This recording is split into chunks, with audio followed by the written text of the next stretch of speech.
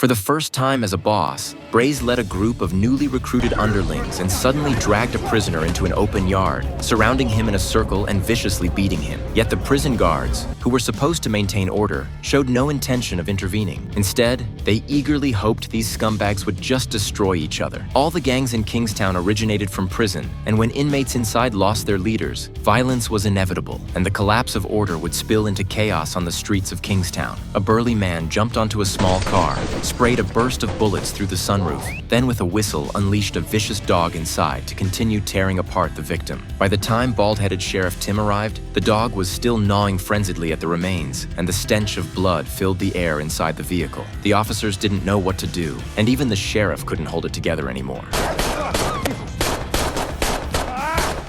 When Kingstown's unofficial mayor, Mike, arrived, he too was sickened by the scene. He called Crip gang boss Bunny and learned that Bunny was now hiding on a rooftop, too afraid even to stand at his own front door, fearing that someone would kill him any day now. This was all because the recent prison riot had wiped out all the gang leaders inside. Without leadership, the gang members were like headless flies, stirring up trouble everywhere. But before Mike could come up with a solution, another incident broke out that very night. A group of unknown Mexicans suddenly stormed the Skinner's turf and immediately opened fire. After taking out the few guards at the entrance, the small-time shooters rushed into the house and began their massacre. It was obvious they intended to wipe out the entire family. At that moment, a woman clutching her stomach stumbled out, pulling out her phone to call the police. Before she could finish her words, a bullet pierced her head and she collapsed to the ground. On the other end of the line, the operator was still asking questions. One of the shooters picked up the phone and arrogantly said, "If y'all show up,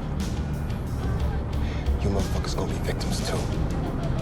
When Mike, the unofficial mayor, arrived at the scene, the stench of blood had not yet dissipated. The carnage was so horrific that a police officer vomited uncontrollably after stepping out. Though everyone inside the house had been killed, Mike followed the blood trails and managed to find one survivor. After confirming he posed no threat, Mike approached him. The man was gravely wounded. Braze knew he wouldn't survive, and with his dying breath, he told Mike, "Hey, cut off all the chickens and run.